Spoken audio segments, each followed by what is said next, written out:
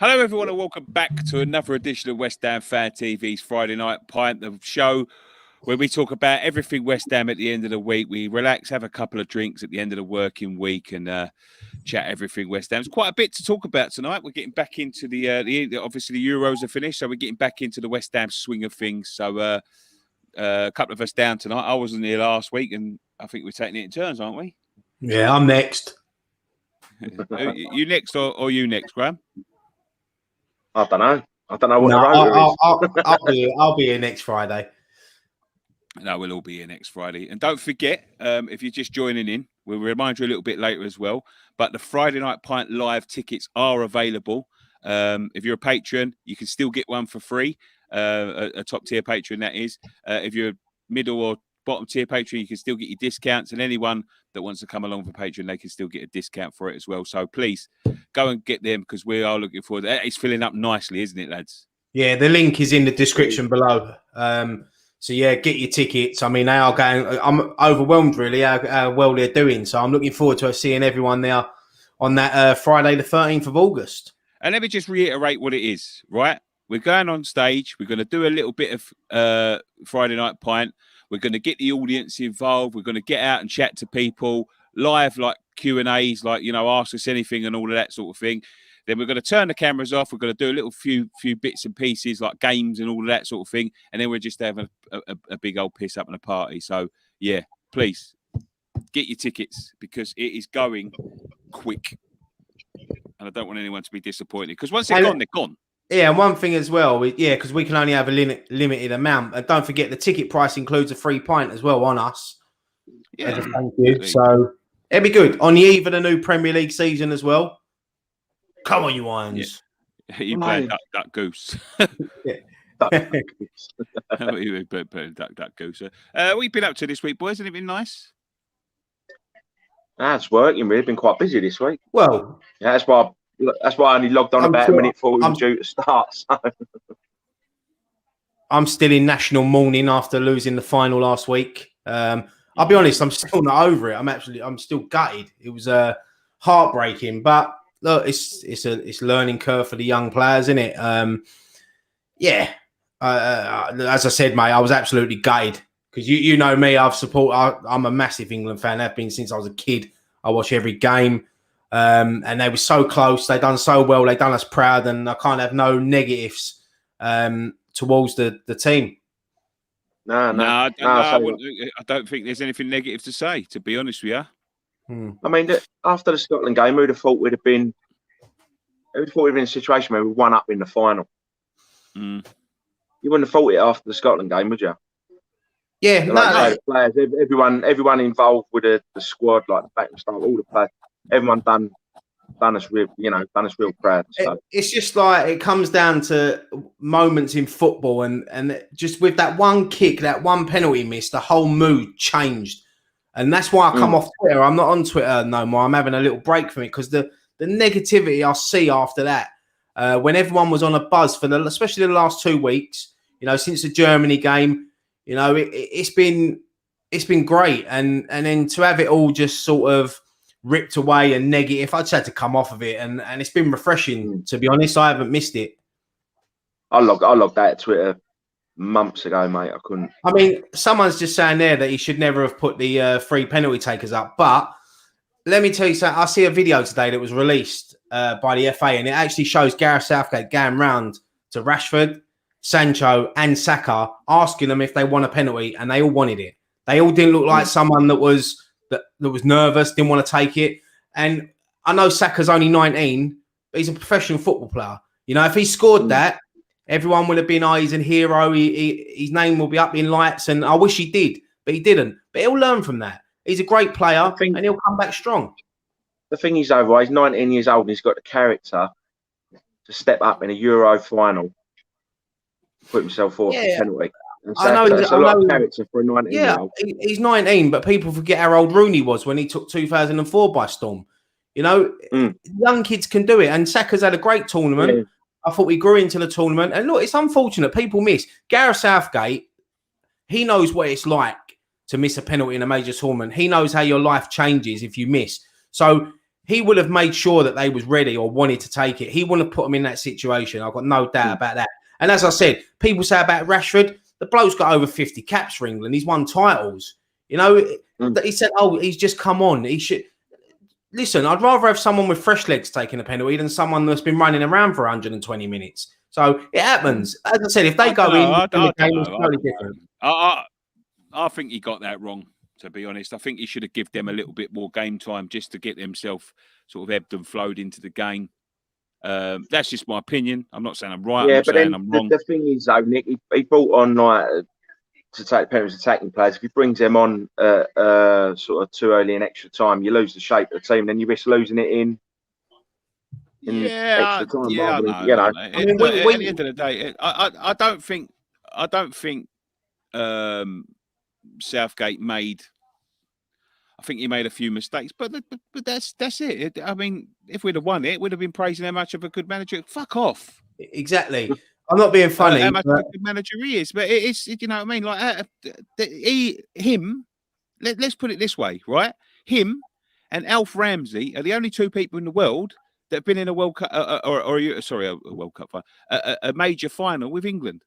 They're the only two people. Yeah, the crazy thing is, mate, is that you look at the only players to ever score in a major tournament final for England is Martin Peters, Jeff Hurst, and Luke Shaw. So his name's forever in our history now. Look, we had such a great tournament, and as I said, the country was on such a high. I don't agree with the scenes like before the game and during the game, and especially after with all the racist comments. You know, we don't condone that. You know, it's not right, and hopefully these social media companies will start taking more of a notice now because it's wrong. But I just look at them as the players, and I'm so proud of what the boys done this tournament. Every single player, especially our player, Declan Rice. I thought he was amazing in that final. He won the game, and that was a big mistake taking him off. But that's what Gareth Southgate's the biggest job in England. You know, it's so tough. He's got to make them split decisions. As you said, if it comes off, he's a hero. And it didn't come off. But we build for the next year. We've got a World Cup next year. Saka can bounce back. He'll have a lot more experience under his belt. He's gone to the semi-finals. He's gone to the finals. Let's hope next time he gets one better. Like I don't think, like in retrospect, like you know, it's so easy to say. It's so easy to say after the fact. You know, it's so easy to say that he shouldn't have done that. He should have brought them on. But if he'd have brought them on and they'd scored the winning penalties, we'd have been saying, "Oh, what a fucking move that was." You know what I mean? Like it is what it is. It's like you can't predict it. And like Gareth Southgate carried a big burden on his shoulder for a lot of years after 1996, for a lot of years, and he's going to have to carry this one. But I think that made him, if you look in the build-up, it made him so much more determined and so much more, you know, focused and all that sort of thing. But they got to a final. Let's get it. Yeah. I mean, I'll be honest, mate. Personally, go back. I got a laugh, but go back and watch the video of me when I'm talking about that German girl's tears. Now look at the comments in that video. Now I'm not one for the comments, and I don't really respond back and all of that sort of thing. And I'm quite thick-skinned, and I don't respond to them and all that. But look at some of the vile abuse that I'm getting in now about me laughing at. I don't even mind, but I wasn't even laughing at it. I just said, like, I don't think it's that much to get offended. But look at some of the vile comments. Some people talking about I ain't got a daughter, but people talking about my daughter and my slut daughter and, you know, go and get her tears and all that sort of thing. Like, man, social media's got a lot to answer for. And that sort of goes into, like, you know, that sort of abuse and stuff. And obviously the abuse of the little German girl when they're calling her a Nazi and things is disgusting. It's disgusting. I didn't see it at the time. So I will say that. But, you know, what happened after that, after the final with the, you know, the three players that missed. I mean, there is not one, whoever's sitting there and saying, like, the three black players missed it. Whoever saw colour of the skin is an embarrassment to the human race, because I never see that. Yeah, this is the thing. This is the thing I was going to say. This is one of the reasons why I come off of Twitter, because I see a tweet saying that Southgate set up the black players to foul because of Black Lives Matters. And I thought to myself, how fucking stupid have you got to be to even think that? You know, you could reverse that and you could think, well, maybe Gareth Southgate wanted the black players to be the heroes. So in future generations, young black players now coming through will look at the likes of Saka, Sterling, Sancho, Rashford, who all went on to win a major tournament for England. Now, maybe Southgate could have been doing that, but they don't see it like that. They look at the negatives, and I was embarrassed to, you know, to be associated with Twitter at that night. That's why I had to come off of it. But the thing is, mate, all you saw was players in an England shirt. The thing is, I'm not gonna name them, but I've seen ex-players, black players, and all they are concentrating on is the black players. I think this Black Lives Matter thing was good, but I think it's actually separated fans more and people more because it's just ridiculous. And I've seen ex-pro players, and as you said, they're not looking at the colour of the shirt no more. They're looking at the colour of the skin more, and that's what makes it worse. You know, let's forget what colour they are. I don't care what colour they are. I don't care like where they was originally born. You know, when they step on that pitch and they wear the England shirt, they're English for me, and that's all I see is an England player. I don't care. Yeah. That's it, mate. It's got to stop, isn't it? Like the whole, like whoever's seeing colours of skins and all that. I don't think it's on. Good luck to the boy. I sent the boy a message on Instagram.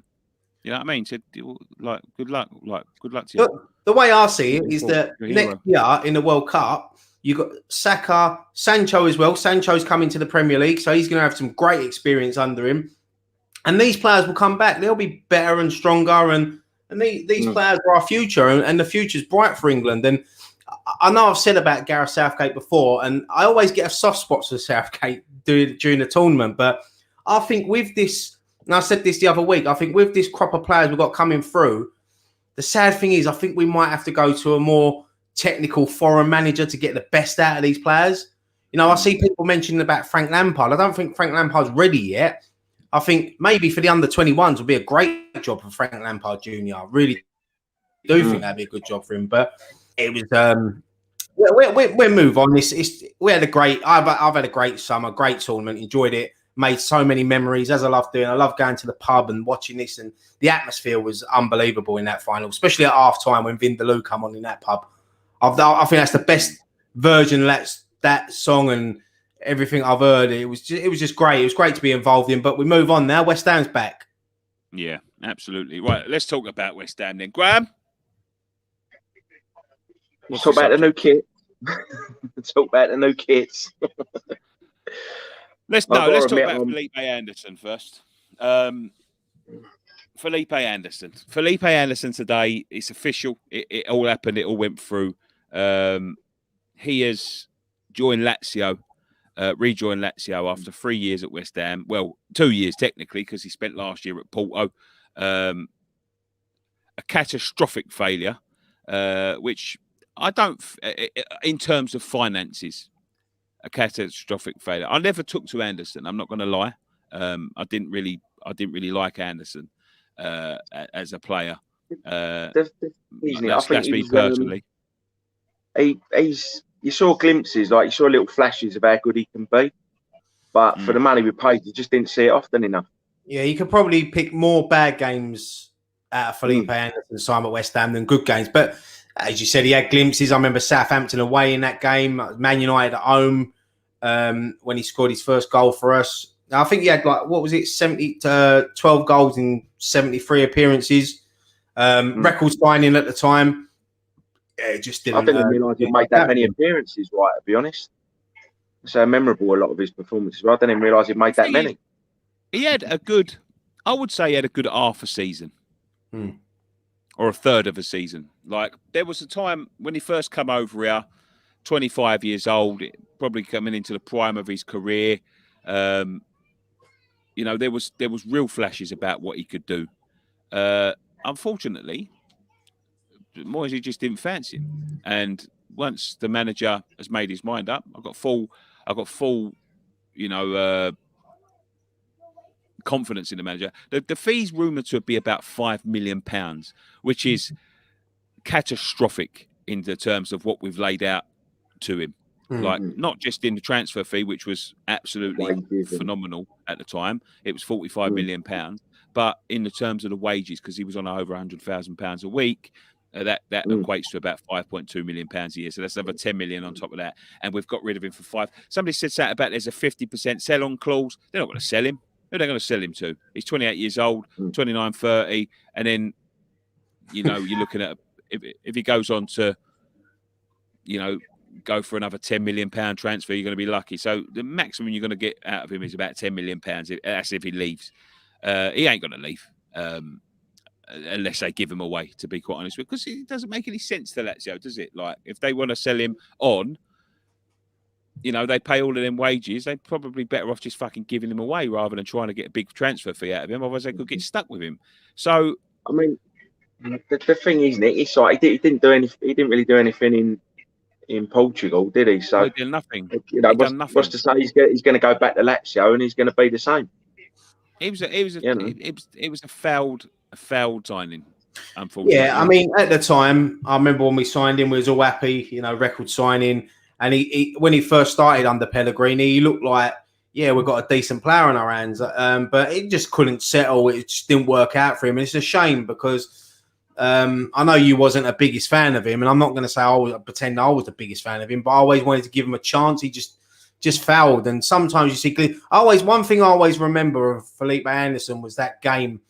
I can't remember where it was against now. I think it was against Norwich. I think when you was on holiday and he just nutmegged 3 people in a row. And there was that time when he went to run it down the wing and he had time to stop and pull his gloves up. And then, Palace, I think. Yeah, he just, I remember his goal against Crystal Palace when he curled it top corner. He had some good. I mean, if you there was flashes, there. No, it was. And this is what I was saying the other week about sometimes when you spend big, it don't always work out, and then when you don't spend big, they work out the best. But it's one of them, we move on now. Felipe Anderson's left the club. We've got him off the wage bill. Hopefully that them wages will go towards giving Declan Rice a better contract and in I'm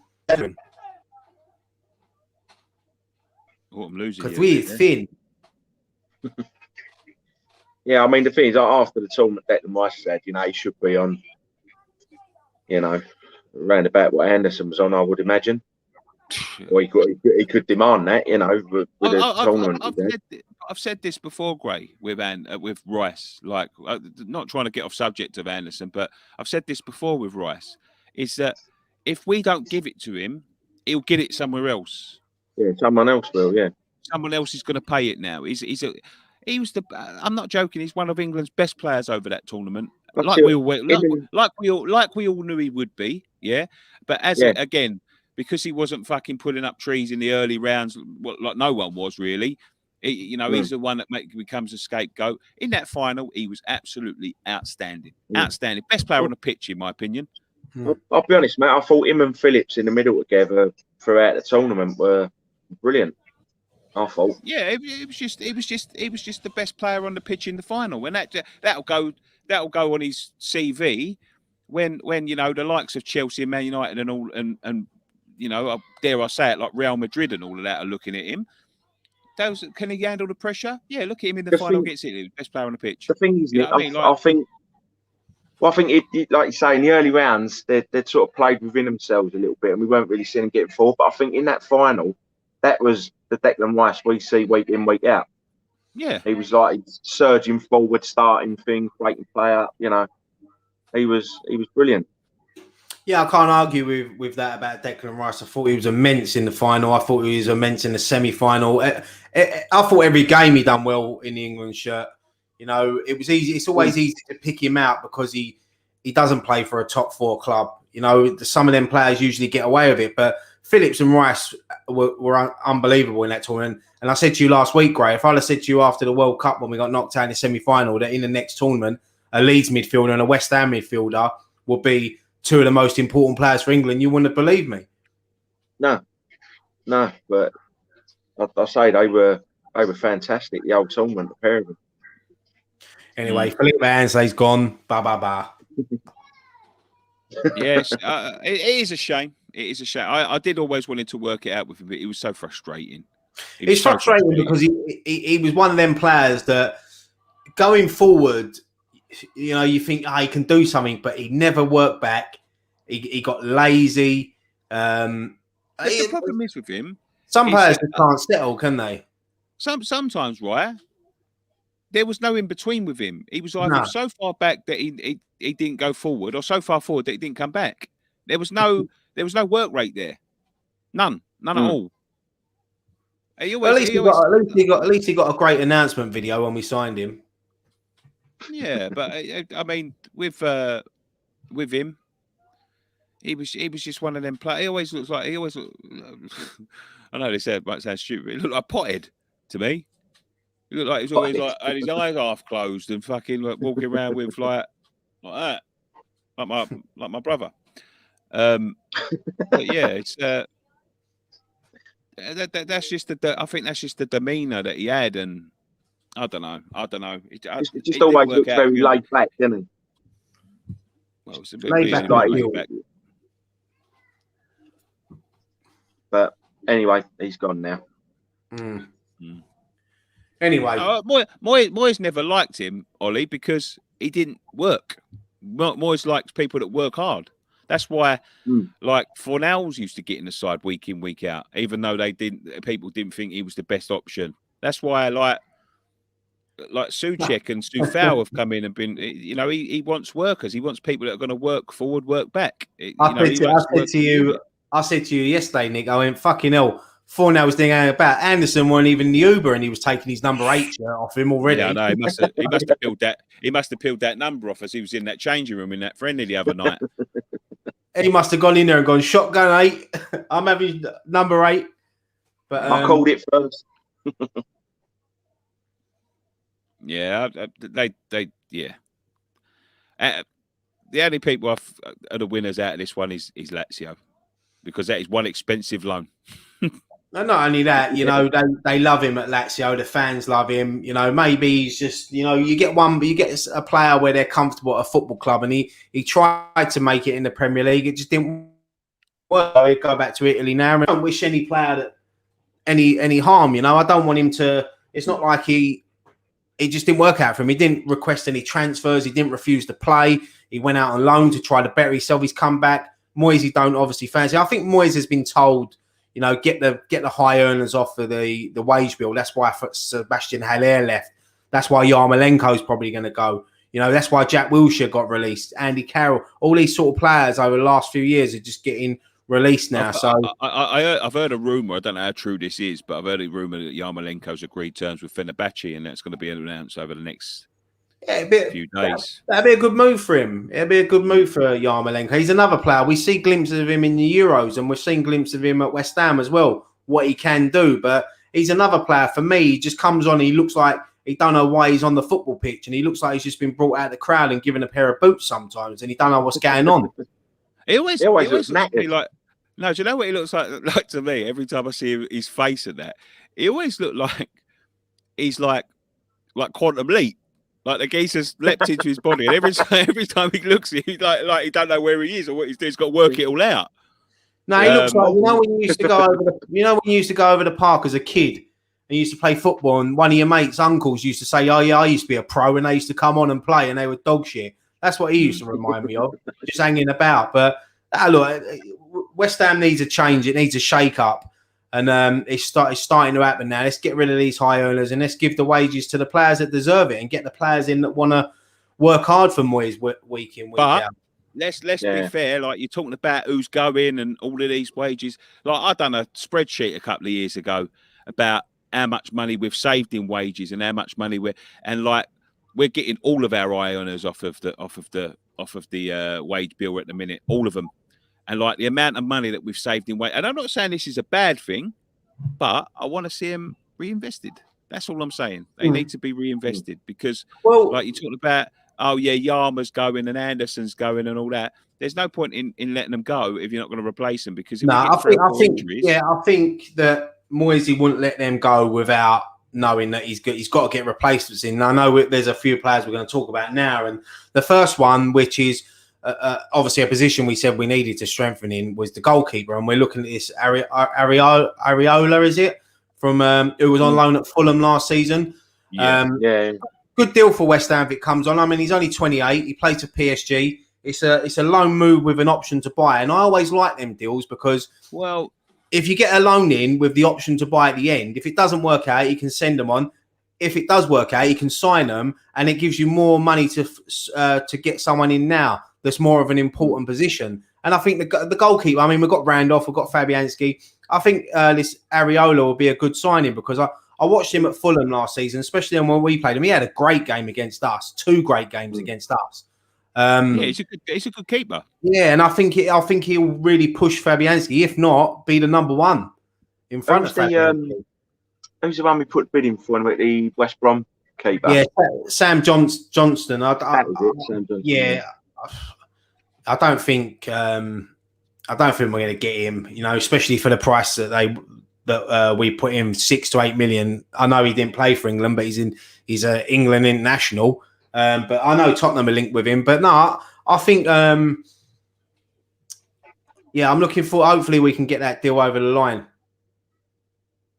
Yeah. I mean, to be fair, I watched last week, and I quite agree with Scott.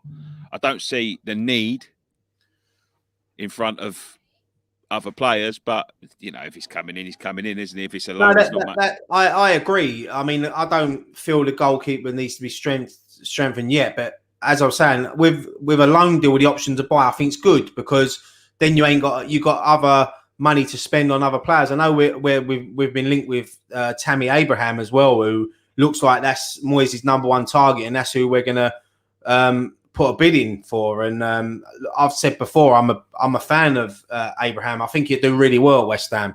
I really do. I think that deal's got to be the right price. So I don't think Abraham commands like £40 million. I just don't think he does. I don't think he's done it enough times. I was sort of talking to Scott about this in the week. Like, I was talking to a mate of mine who's a Chelsea fan. And he said about Abraham, like, I think he's got the ability, but I think at the moment he's more interested in like the Instagram lifestyle, like the car, the money, and all that sort of thing. Whereas I think if I could be completely wrong, but he could be completely wrong. But I think if Moyes gets hold of him, and turns him around like he has done for a fair few players. Well, people said the same about Jesse Lingard, and look what he done when he come in. And he's another player that you've seen the rumours that Man United are not putting him in any training ground photos, which I see one today. They haven't included him on the squad list on their website when you buy a new shirt. So it looks like they want him out the door. So hopefully there can be a deal, Jesse Lingard. So that there looks like there could be hopefully a deal there. And if we could get in, to be fair, right? I'm going to be totally honest, right? We all speculate and all of that sort of thing. Even the in the know, some of the in the knows they don't know. I'm not saying they don't know the ins and outs of the club, but sometimes the information just isn't leaked to them because at the end of the day, sometimes the club let the in the knows know because it suits them, and if they don't want them to know, they won't know. Simple as that, right? It's all a controlled thing. That Lingard deal might have been done. Nothing's been said. Nothing. Not a single thing from either side. Lingard hasn't said anything. Declan Rice hasn't said anything. Who's his other mates? Aaron Cresswell hasn't said anything. Nobody said a single thing. That could have already been over the line before we even went away. You know what I mean? With things like they haven't included him on pre-season tours or put his name on a list. It all points towards he's gone. They've got holidays to go on and all of that sort of thing. So that could well be to us. I hope it is to us. But we, as you said, like we forget. Balbuena walked out the door at the end of the season. We need to probably get another defender in. With bits light in midfield, we definitely need 2 centre forwards. We probably need, if Yarmolenko and Anderson goes, we probably need 2 wingers. We need a good 6 or 7 minimum. There's a lot of players we need. So I don't want to. That's the thing about West Ham, and this is the sort of like we've been done with these tricks before, and I think people are too wise to it. I don't want them to pursue people and then go on the eve of the season when the season starts, could turn around and go, "Oh, we was after him, but it just didn't come off." You know what I mean? Like, identify your targets, go and get them now. The Euros are finished. There's no excuses now. The thing is, you think about what we got. just under a month to the beginning of the season. That's when it closes. You know what I mean? So they need to start moving quick. And if there was anyone not at the Euros that they wanted, they should have already got the deals over the line. Now, I'm not saying that they haven't. It'd be nice to hopefully this time next week we can talk about one or maybe two players that we've got in the door. I think the goalkeeper is going to be one of the first ones in the door. And then, I mean, I've seen a few people in the chat mentioning about Danny Ings. And, yeah, Danny Ings would be a great signing for West Ham. But I think he's got sort of his eye on someone like a top four Liverpool club. He thinks he's that good. But he played for Liverpool and it didn't work out for him, did it? So that to be fair, that was injuries. Just before we go on, Andrew McDonald, $25 super chat. Thank you very much, mate. Been a minute since I watched the live stream. Cheers, guys. Thank you so much, Andrew. Really appreciate that. With Danny Ings, I love Danny Ings. I love him. If he come to West Ham, I would love him.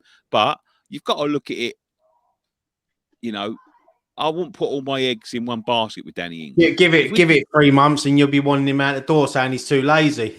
No. I like Danny Ings as a player. I really like him, and I think he'd suit us. But you can't rely on Danny Ings. You can't.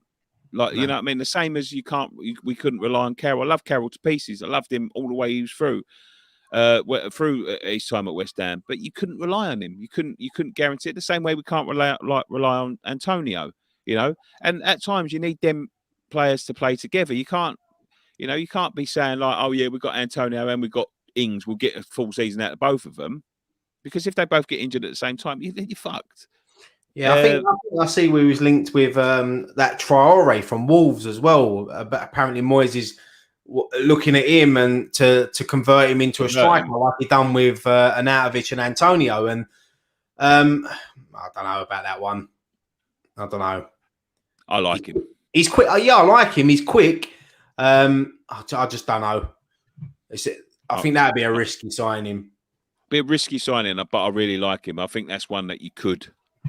Like, I don't know where he's. Like, people are saying like, oh yeah, he's worth this and he's worth that, and you know, you're not going to get him for that. He scored 1 goal last year, and he played up front a few times. But he has got sort of pedigree for converting wingers into strikers. And I'll tell you what, if you could convert him into someone that can hit the target regularly, I'll tell you what, you'll have a hell of a player in your hands. Because when you look at him, he's a bit like for like with Antonio, isn't he?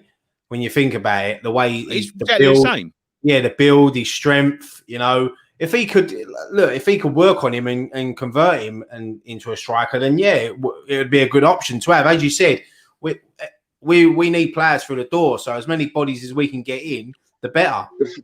The thing is, though, right, I'm hoping, we need the players in, but I'm hoping this time it's a bit more measured than before, because you remember where the transfer when we spent 100 million, it was all a bit scattergun. They just went out there and just bought loads of players, didn't really think how they're going to fit into the system or the squad. So I just hope they pinpoint the quality this time rather than just scattergun it. Do excuse me, but I'm getting dry. You know when you get nervous, you get dry mouth. I'm getting all of that. I'm gonna have to go and get a drink quickly. I'm gonna be back 2 seconds. Go on, mate. Like me and Ryan, carry on. Anyway. Yeah, do you know what I mean? Though, I just hope we don't just sort of just throw a blanket over it and go, oh yeah, we'll take all them players. I want them to pinpoint where we need it. And and I think rather than quantity. You know? Yeah, I think David Moyes will. I think he is that sort of manager that won't just go out, and he proved that last season. Like, especially in the sort of January transfer window. Whether the rumours are he didn't have no money, I don't know. But he was offered loan signings, and he said, "No, look, I'm happy with what I've got." But we've got a massive season coming up because the Europa League is going to take a lot out of these players. Ask them to play Premier League, Europa League, League Cup, FA Cup. With a thin squad, it's not going to work. We was lucky last season that we got through and we found an informed Jesse Lingard that come to us and helped us get up the table, and we just missed out on top 4. So there's a lot of work to do still. It's only the beginning of the pre-season. We've had 3 games now. One against Dundee, 2 all draw, and then we had the 2 games the other day, Orient and Northampton. You know, we've got some good games coming up. We've got Celtic next Saturday. You know, and then we've got Brentford, and they've just announced that we've got Atalanta as well. That'd be a good test. Which would be a good test because they're one of the informed teams in Europe. I mean, I think they've scored like over 100 goals or something like that in the last couple of seasons or whatever. But it's one of the bigger teams in Europe at the minute. Like, you know, so it'll be a good test. But yeah, what'd you make of the kits then? Oh, we'll wait for him to come back. We'll wait for Nicky to come back and get into that. I quite like the own one, if I'm honest, mate. It's just the collar I'm not too keen on. Just the collar. Yeah, it looks a lot better on the looks a lot better on the players, but yeah, I mean, talking to the Celtic game, it'd be interesting to see whether next week, whether they're going to allow fans there, because that'd be a great day out for our fans that can go, that can attend. Obviously, we won't be there because we're away that weekend, but yeah, it'd be interesting and it'll be a good test against Celtic. But the Atalanta game that they've just announced, which I think is on the 7th of August, that's the first time we've ever played them, so it's a bit of a historic game. But them sort of games, it's a shame. I know people want to get back to the football, and it's been so long, but I suppose there's a Saturday and people just want a nice piss up and get back to London Stadium. But I'm going to wait until the Premier League. There's rumours that they're not going to let you travel for a little while. What, for the Celtic game or in general? No, in general. Yeah, that's why I think they haven't announced the Newcastle game yet, away tickets, because I really can't see away fans being back at games. I think they're going to get home fans in. It's like that time in the playoff final against Preston, where he went, "I'm just going for a piss," and he come out with 2 Whopper meals, and he didn't even go up. I went, "Didn't you go up piss?" He went, "Oh yeah," and he walked back in. They're because you'd have thought you'd have heard something by now. Yeah, I think it's a bit too. I think it's a bit too late notice now for Celtic next week because they would have already put tickets on sale. I know that Brentford away in the friendly, they've allowed 500 tickets for away fans, which went on sale yesterday. Brentford, did you say? Brentford, yeah. Yeah. We think Newcastle's been moved to a Sunday as well, isn't it? So it's like a Sunday afternoon. It's like 4 o'clock, isn't it? So it's going to be. Yeah, it's funny though, isn't it? It's funny because. Like there've been no. The thing is, and I mean this with the greatest of respect to these clubs, but I know they're really keen to open things up and all that, but these cases are really, really, really bad at the minute, and I think they're just going to keep an eye on it. I don't think because here at the minute in Wickford and Basildon, it's really bad, really, really bad. But some of the, I don't think. Letting people sort of like travel up and down the country is going to do that any favours. And obviously, the reason why it's really bad, and I hate to say this, is because of the England games. It's because everyone's been in the pubs, everyone's been around each other's houses and all that sort of thing. And that's why these cases are rising again. But there's not too many, hospitals, but they're going to keep an eye on that. And I don't hospitalisation. Nick, I think the word you're looking for there. Yeah, I couldn't say it, Gray. But we just have to monitor it and see what happens. Yeah, definitely. Yeah, I think it'll probably be a couple of months, or maybe it might even be the new year, because you think by the time you get to sort of October, November, you're getting into sort of flu season, and then cases will probably start rising again, and they'll put more restrictions in place. Which is a shame. It's a real shame. It's a real shame because away days for me is what it's all about. For me, I much prefer a away day to a London Stadium day, if I'm honest, because it's just pure passion. But it is what it is. Like I'm not going to moan about it too much, and we'll just see. We'll just see. Plus, we normally have a giggle on the drive up there. Yeah. It's good. The away days are good, and I miss them. I miss them dearly. Last time I went away was March 2020, and we went to Arsenal. Yeah, I think the Atalanta friendly at home is going to be a good game because obviously England versus Italy again, so there'll be a bit of banter between the fans. Hopefully, don't go over the top banter. But yeah, it'd be nice to see the stadium back.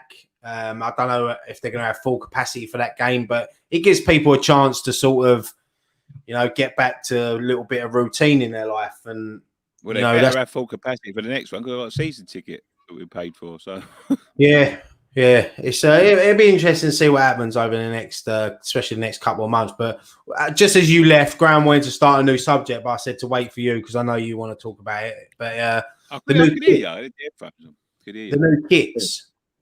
What do you reckon, Nick? I like the home one. I really like it. Whoever because we've got the first pictures of them, and it was obviously one of these Chinese knockoffs. And what happened is they probably got a really early picture of it, and they didn't send them a picture of the sleeves. That's what it looks like to me because they didn't do the sleeves properly. They must have sent them a picture, but it cut the sleeve off. It must have. Yeah, that's what I'm saying. Oh, yeah, it's a blue stripe down to there, and they just made the sleeves up. Or unless that was like a prototype or something like that. I don't know, but it didn't look great. I must admit. The collar's a bit hooky. I'm not a fan of collars on shirts. If I'm honest, I don't like them. But I looked at the thingies. It's really nice. It's really, really nice. Do you know the when you talk about the collars? On the sleeve, the bottom of the sleeve. Do you think a round neck collar in that colour would have been better? Yeah, I do. Or a V-neck. I think make the collar a bit deeper there. I think the kit looks a lot better than what the pictures that come out a couple of weeks ago. To be fair, I mean, I actually like it. I think they always look better on the players. I'm not really a massive fan. Sorry, go on. No, sorry, mate. Hello. Thought you'd finished. I wonder what happened. What's he doing? What's he doing with his face? What's going on? Can you hear me? Yeah. No.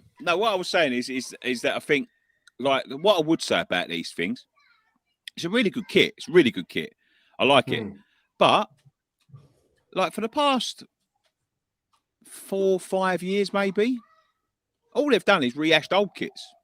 Like more or less, do you know what I mean? Like it's inspired by this kit, it's inspired by that kit. Like it's like they're running out of ideas. You know what I mean? And that's what they the danger that these companies have is when they bring you one out every year. There's only so many there's only so many times you can do claret and fucking blue. There's only so many times, and like. That is pretty much identical. Apart from the white trim that used to go down the side of the thing, it's pretty much identical to the Canio one. The collar's a little bit different, but everything, even down to the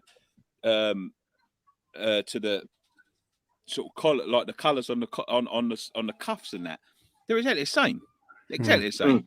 And they're just rehashing old kits. Now, the away one is a fucking disgrace. To be quite honest, it looks like a baby grey, doesn't it? I don't.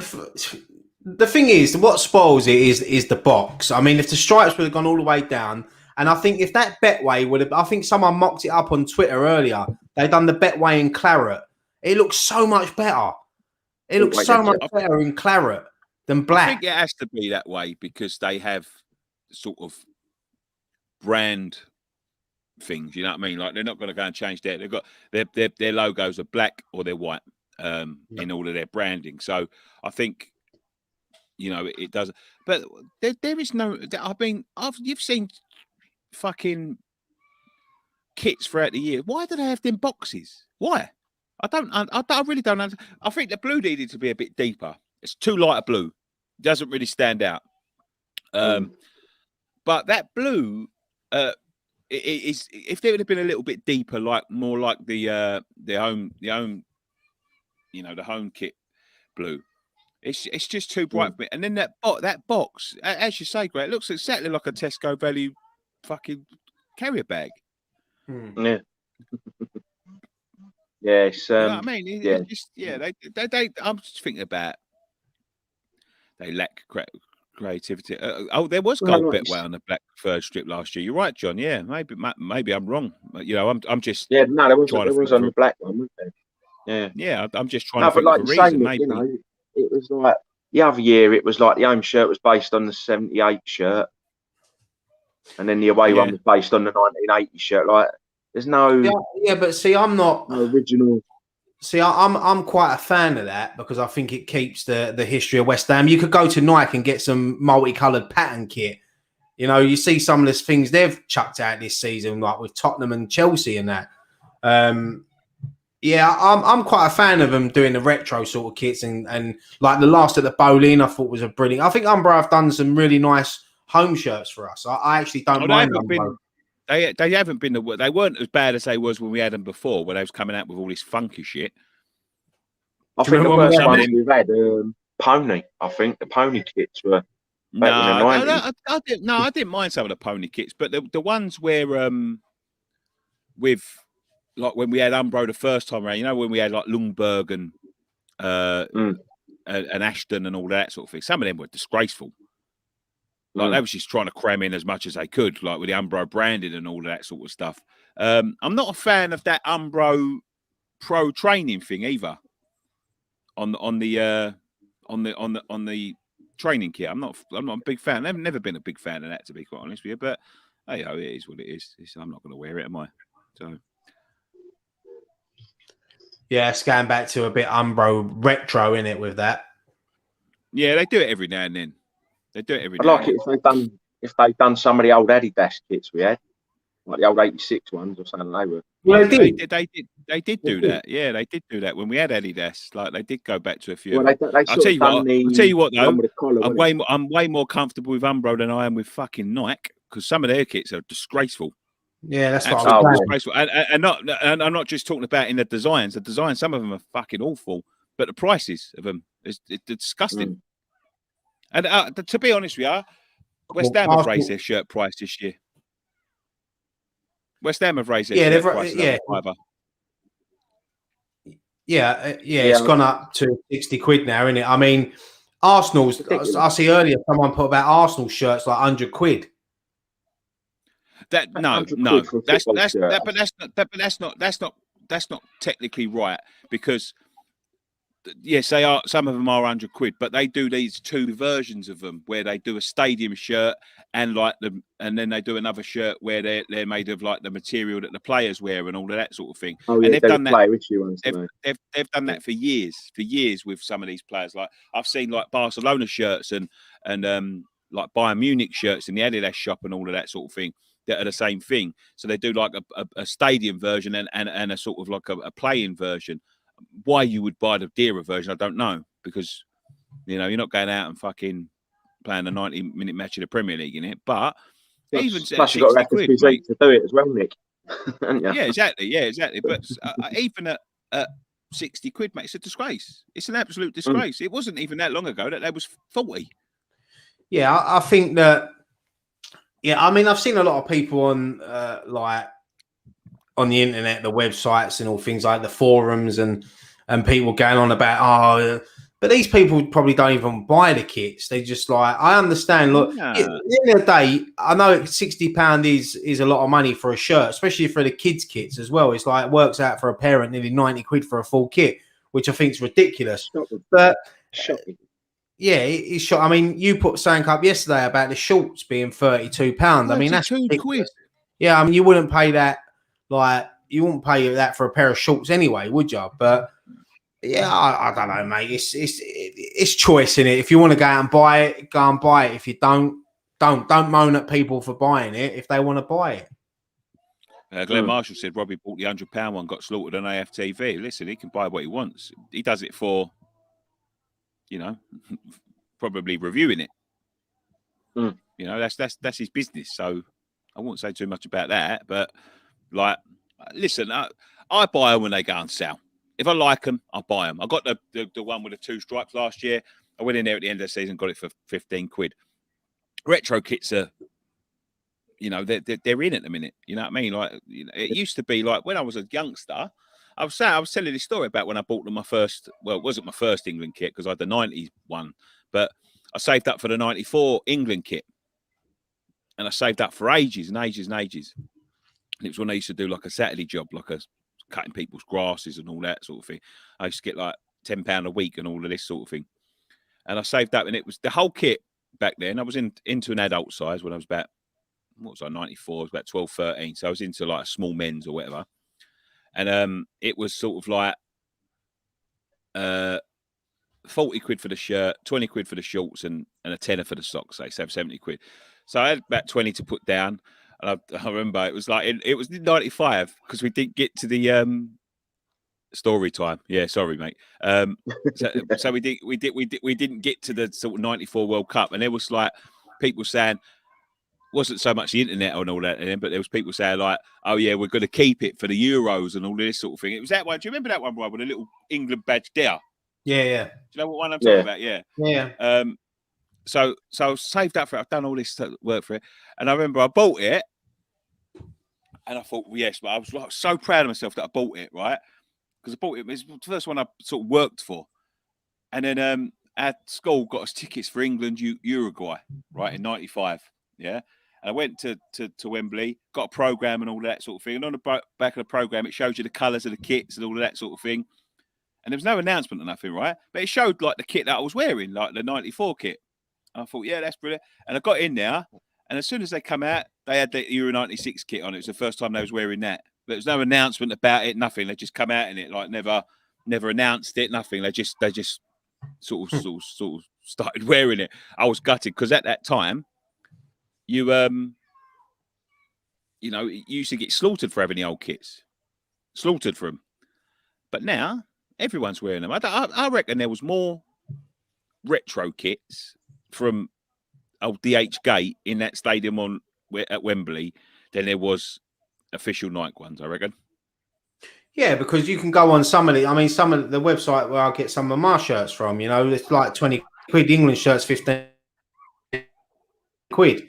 You know, like, I'm not going to go and spend 90 quid on an England shirt when I can pick one up looking exactly the same that I'm going to wear a couple of times during the summer for 15 quid. Well, I got the West Ham kit at the end of last season in a sale on one of these places, and it's got a shirt and shorts. It cost me 4 quid. I know. Well, if you know what you were saying, Nick. But this is the. Sorry, Greg, 1 second. But this is the thing with these football clubs. They're getting too greedy. They're getting too greedy because back in like the early 90s and even the early 2000s and things, everybody would have the latest kit. Everybody, yeah. But now, you know, the internet's accessible. You know, China's. I don't really support, you know, getting them shirts and all that because there are things linked with some of them places about sweatshops and all that sort of thing. So you've got to be sort of careful. But, you know, when it comes to like the kit, you've got a geezer selling them for 20 quid, 25 quid, and you've got a club trying to sell them to you for 100 quid. And it just shows you how much profit they are putting on top of them because their materials, when you get them, the badge is sometimes a little bit off, and you know sometimes. But in terms of the feel of the stuff and the quality of the stuff, it's pretty much spot on. It's pretty much spot on. So it just shows you how much they're marking these things up. And I think it's getting a joke, to be honest with you. But flip it again, we're the ones fucking moaning that they ain't spending 50 million quid on players. So it's got to come from somewhere, I suppose. Yeah, don't buy the shirts, you don't get a striker. Yeah. But the thing is, you know you're saying about the poster. Don't buy shirts, you won't get a strike. Is Graham on a delay? No, why? I think he is. That's just his break. We've had a long day, leave it out. Go on, talk now. Yeah, no, just saying. like when Nick was saying about like the retro shirt, my mate went to the semi-final, the Denmark game, and he said there was more retro shirts in the crowd than anything else. So people like you say, people are fed up of paying. I think he got the grey Euro '96 one, my mate. Had everything on it, all the proper logo, badge. He paid 30 quid for it. Yeah, but even the England ones especially. Before the tournament, all right, they got a bit inflated, but before the tournament, people import them now to sell them, and they were selling them off for £20 before the tournament. They're £80 in the shop. Do you know what I mean? Like they're £80 in the shop, and people are selling them on like Facebook and that for £20. And if you see these shirts, there might be some minor differences and some, you know, a little bit lower quality here and there, but they're mostly the same. They're mostly the same. And that's the thing, like, as Roy says there, inflation and greed drive the black market. And that's what I'm saying. Like, but Nike's operating the same as sweatshops. And that's the thing, like, they are driving people towards that thing. And it's not going to stop. It's not going to stop. So that's the people asking there where I get my shirts from. My mate Danny there, he's put it on there. BBJ Bargains. I tell you what, they've got some great retros on there and the great prices. And honestly, the England shirt that I got, spot on. I even went into a shop and looked at an England. I couldn't see no differences between the two. Absolutely bang on. And I saved myself like fucking, what was it, 70 quid nearly. Meat. Yeah, but that's the thing. Yeah, right? I'm going to order off of there. But with all due respect to your mate and all of that, and obviously that's his business and all that, and that's down to him. But you know, if the clubs were more smart about the way they price their things like that wouldn't exist. Yeah, you know, the clubs put their shirt prices down to like 30 quid, 20 quid, then yeah, they would. But it's ridiculous. Like you said, when we was a kid, you can get a full kit for like 40 quid. Now you can just about get a pair of shorts. Well, it was less than that when I started getting the kits. Okay, they used to give them away when you was Cup and Tapely when you was a kid, Gray. So don't and start all that. The old badge yourself, didn't you? The old porter cabin shop outside the main. The one where you used to have to sew your badge on yourself. Yeah, and your mum used to cut the number out of a sheet. Yeah. When you asked them to put Graham on the back, but they spelled it wrong and put Grant. Grant. They got to be like that. Royal Bay Junior says, I need West Ham. Yeah, I'm just rubbing me pectorials, mate. Is that all right? I thought it was something wrong. He was like, oh, like a bit of heartburn or something. He thought I was having a turn. You thought I was going to have an heart attack live on air, didn't you? He's thinking about the views. I thought you had a bit of heartburn or something. No, I'm all right, mate, honestly. Roy May Junior says, I need West Ham Fan TV shirts, logo on the front, and you'll need to pick a number. I know what number Ryan's having. I know what number. Well, actually, might be a little bit of a standoff between you and Ryan. What's that? With a number. I'd buy a Nicky shirt with a number just to get Americans over here asking who's he play for. I think you're the only one buying, mate.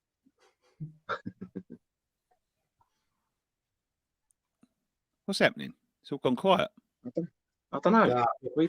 I think everyone's done a bit of it's not catching up, but I think it's caught up now. West Ham Fan TV should have a crack at a West Ham shot at the top. I think we should. I think we should have a little go of a design of them. I think we should all get the tools to design them and see what we come up with. Get some mock-ups done. Yeah. What else we got? That'd be good. Gray? I don't know. Right. The friendlies. I've given you all the fucking topics. We were talking about the friendlies. We were talking about the friendlies. Go on. Gray, say what you got to say, for fuck's sake. No, Sam, we talked about the friendlies. Did we? We talked about them. About 20 minutes ago, we were talking about Celtic and Brentford and... No, but we didn't talk about the ones that they've already had. Like the Leyton Orient one and the fucking Northampton one. Why didn't you say the ones we've already had then? So how did it turn out? Coronation Street or Emmerdale. Yeah, I mean, I'll be honest. I didn't watch the two games. I see highlights of the two friendlies the other day. The Orient one didn't look too great. I think the Northampton game 2-1. I think Holland scored a good goal in that game. Yeah.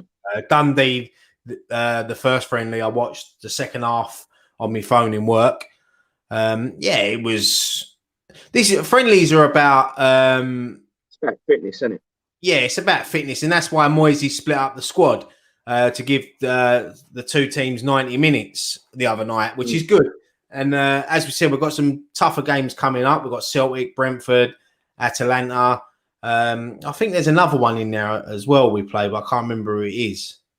Well, that might be it. Yeah, I'm never too concerned about results in the friendlies. It's, it's more about, like you say, getting the game time in, the fitness, getting ready for the first game. So I'm never too bothered about the results in the friendlies. Yeah, that's it. We've got Reading as well.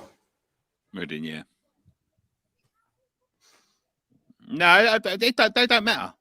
Especially like when you're taking two teams, people was going fucking mental that we drew 0-0 with Leyton Orient. They had two teams playing on the same night. Half the players that played international football weren't back. I mean, I don't know what people want sometimes. They're just about fitness. The results don't matter. We beat Northampton 2-1, I believe. And we beat Leyton Orient. No, we didn't. We drew with Leyton Orient 0-0.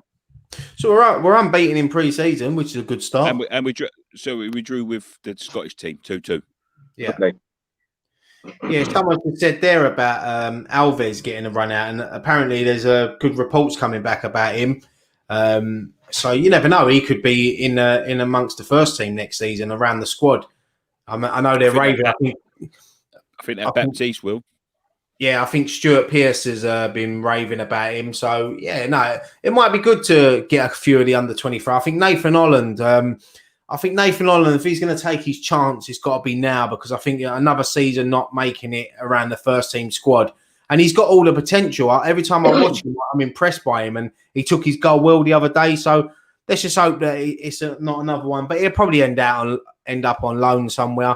And this is the thing as well. I don't know. We've never really spoken this before, but the under 23 league, I think, is a waste of time, because they play every couple of weeks. They're playing against youngsters. Go back to the old reserve football when you used to play against like first team players that were trying to get back from injury. Make it, go up against these players. When we used to go over West Ham as kids to watch the reserves, you used to see some proper legends playing for the other teams, proper first teamers who are trying to get back out.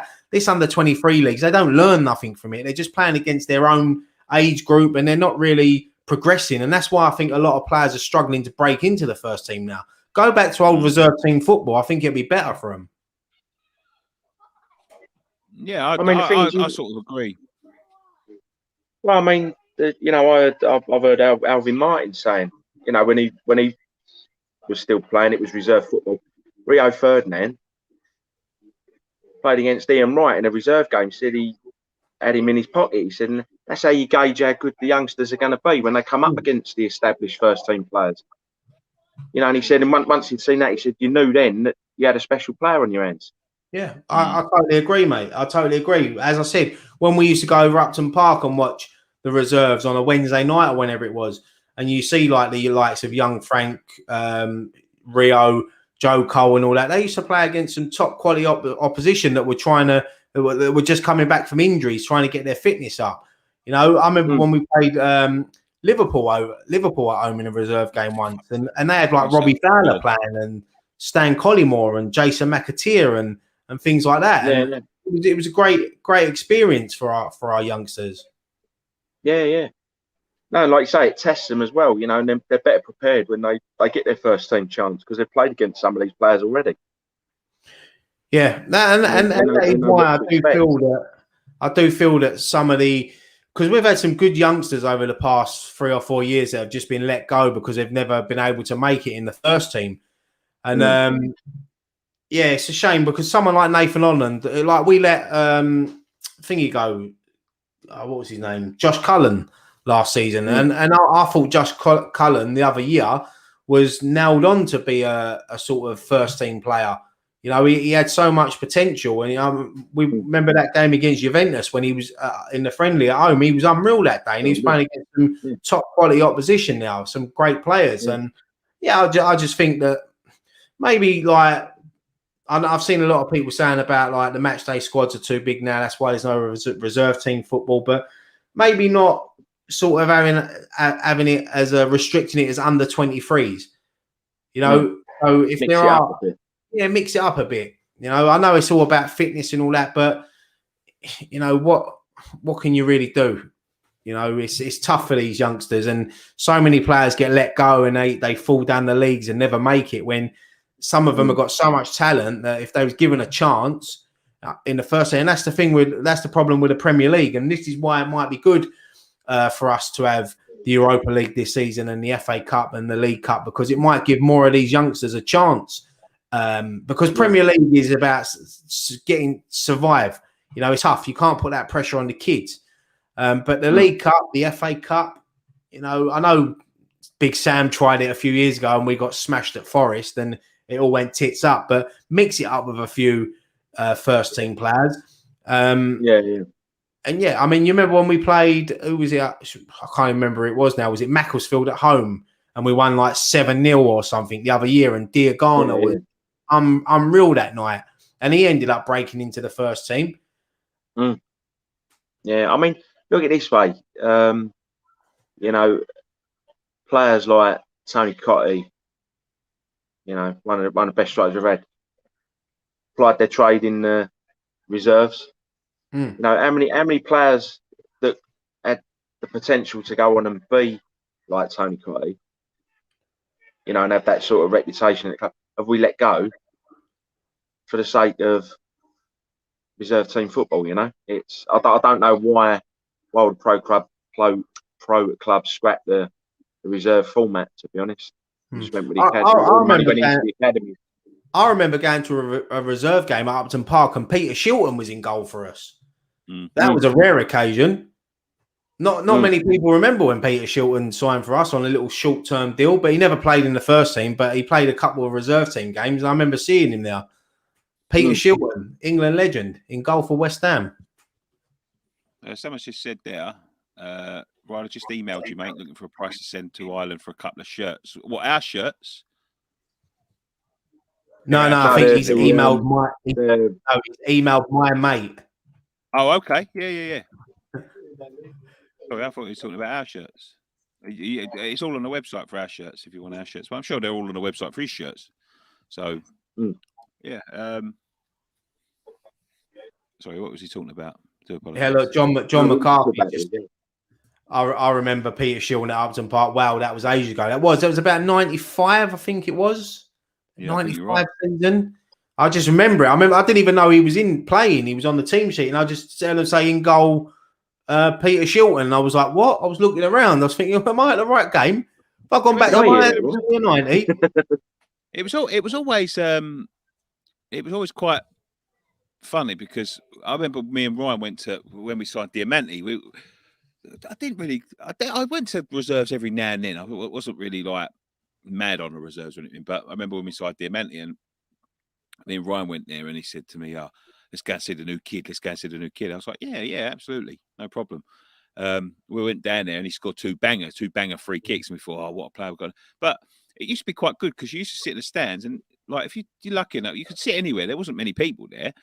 If you're lucky enough and you chose the right seat, you'd sit in the box and behind you in the box. I think Zola was in the box, wasn't he, right? Yeah, Zola and Steve Clark were sitting just behind us, weren't they? Yeah. Was talking to them, and you know what I mean. Like it was a good way to sort of meet them. There wasn't many people there. There wasn't many people really taking any notice. But I think in another one of the box, a couple of the players were, you know, over there watching the game and all that. But yeah, right behind us, like they come out, sat on the ledge.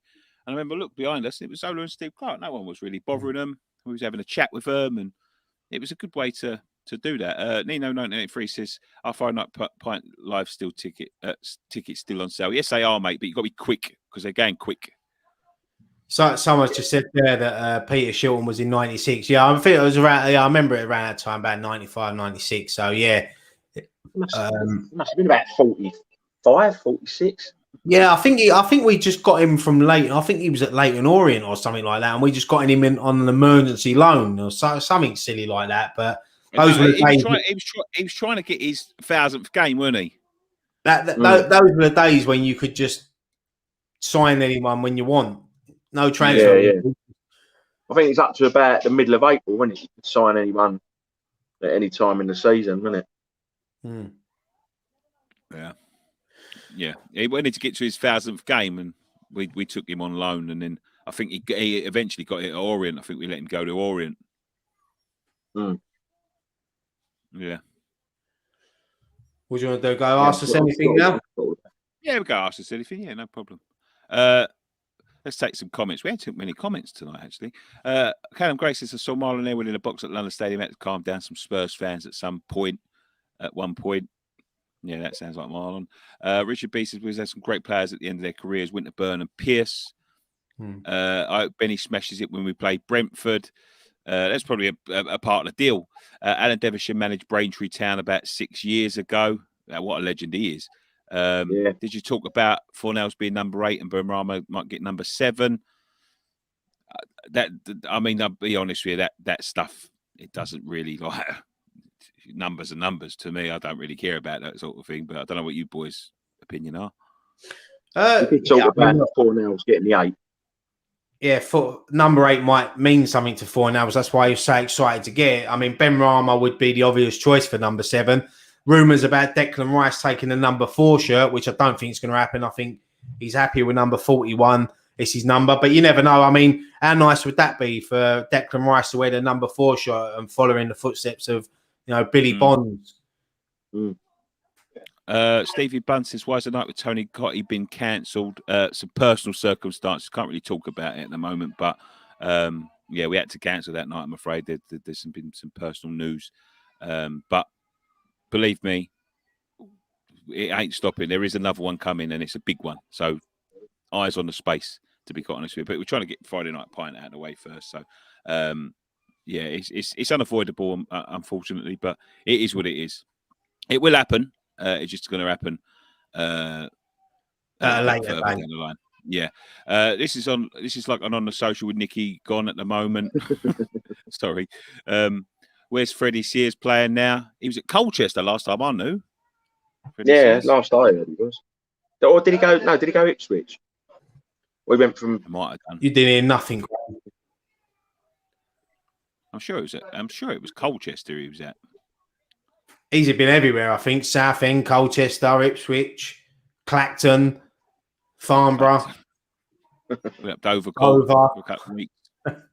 West Ham.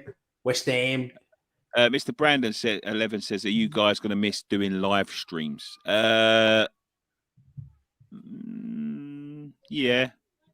Yeah, in I ways. will. Well, it sort of kept us all in touch, really.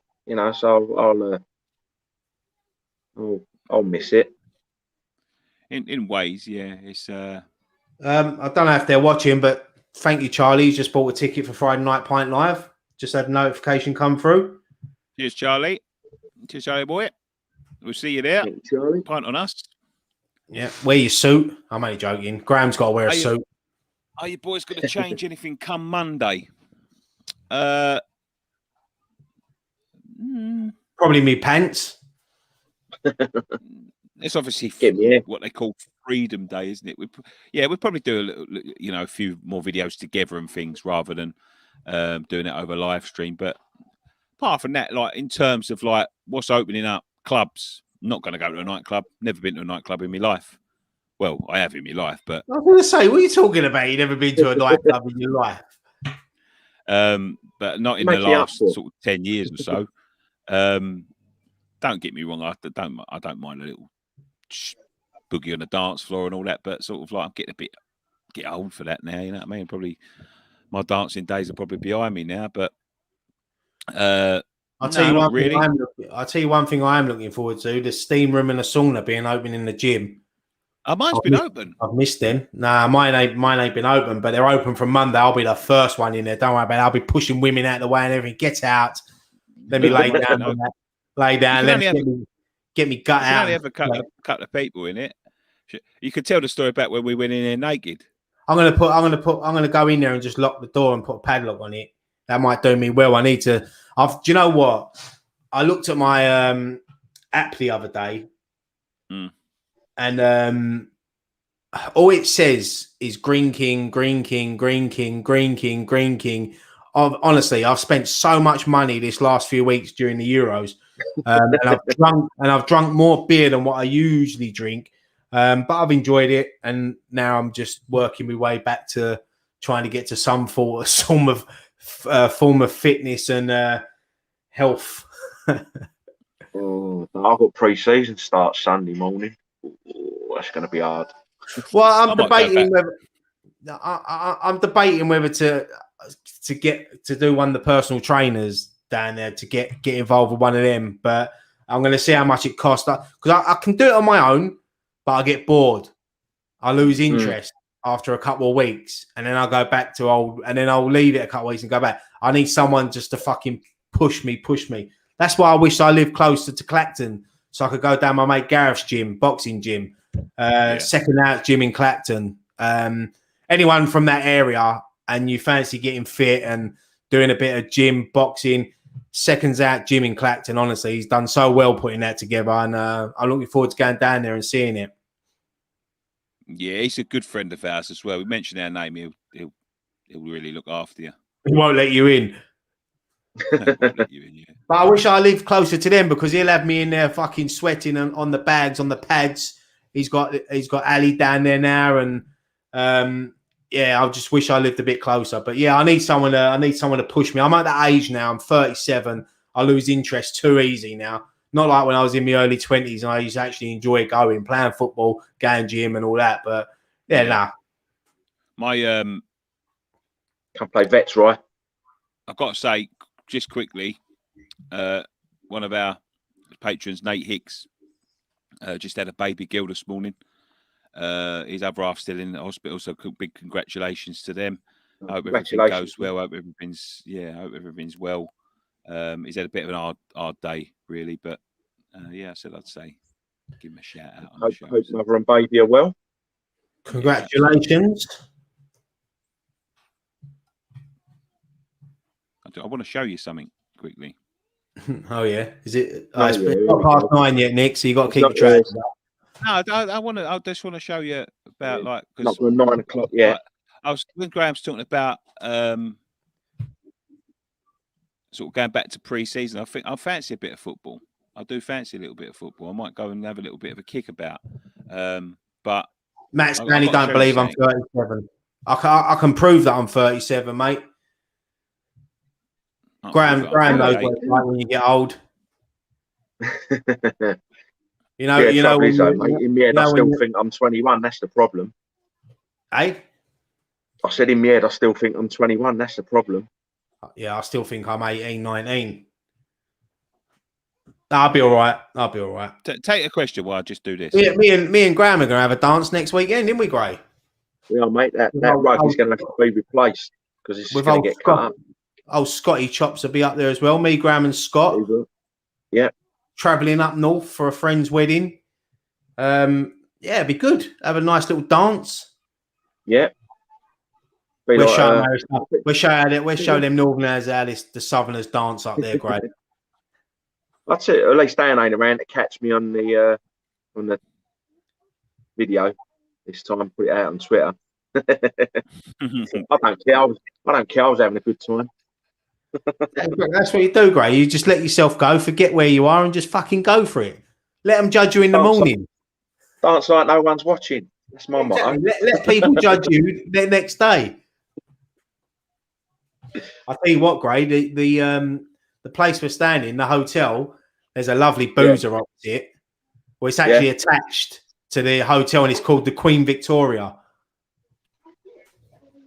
Oh, I'll take it. We're ready in there then. That's great. What fucking hell's going on here?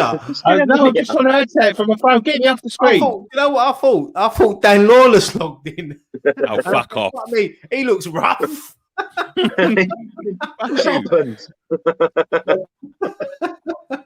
just trying to add something. Don't mock me. Hang on, better put a light on. This is a random question, Gray. Where are you going? This question, first question Graham gets, and he runs off. All right, I'm just putting a light on. Go Graham, on. Miss Hammerette wants to know, what's the most interesting thing in your bookcase behind you? Oh no, that's a DVD case. My bookcase is over there. Right, what's your favourite film? Get us a random film out, quick. Hang on. Oh, here we go. Oh, here we go. Fucking hell. Trading Places. Oh, do you know what I was watching the other day? I was watching Coming to America, the original one, the first one. And I'll tell you what. Seen the second one? Yeah, I've seen the second one. I just watched it for like sentimental value, but it weren't great. But the first one, honestly, this scene in this film must be one of my favourite scenes in any film. I love it. I have to watch it. The bit in the barbershop with the head. Oh, yeah. When they're talking about the boxing. Rocky Marciano. He goes, he beat Joe Lewis's ass. He goes, Joe Lewis is 97 years old. That's a fucking brilliant. Yeah. What's the bit he says about Mike Tyson? Yeah, he goes, who's that new one that looked like a bar dog? Mike Tyson.